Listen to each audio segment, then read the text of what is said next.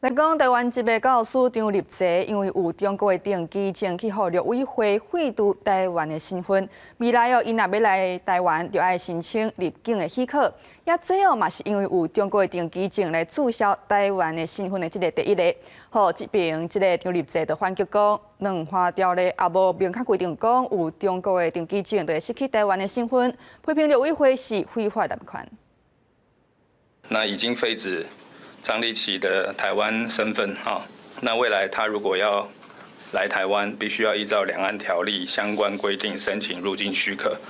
并经过同意以后才能够入境。在福建华侨大学教册代职人士张立泽，互陆委会点名废止台湾身份，也是4月了后第一例。主要是张立泽伫2024年领中国登记证，陆委会表示，若民众伫中国有户籍，包含有中国身份证甲登记证，会失去台湾身份。不过张立泽也回应反击，非法行政滥权给迫害，我坚决的要反抗这些绿色恐怖。大陆真的是比台湾更民主、更自由。张立泽批评陆委会非法滥权，质疑行政部门无经过修法就取消台湾人民合法的身份。国民党立委认为，不断个人的身份应该按有明确的法律甲证据，免凊彩延伸法律登记。不过，民进党立委强调，陆委会符合法律。剥夺公民权是一个很大的处分呐，哈，那这个处分一定要依法有据，你不能自己延伸喽，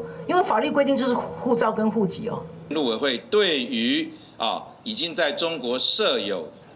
户籍、取得中国户籍的国人取消在台湾的户籍，我想这是符合法治国家的作为。张立泽是中方实施福建建设两化融合发展示范区10项出入境政策了后，第一会伫福建登记的台湾民众，不过陆委会强调，未来陆续有相关的情形就会公布。公视新闻采访报道。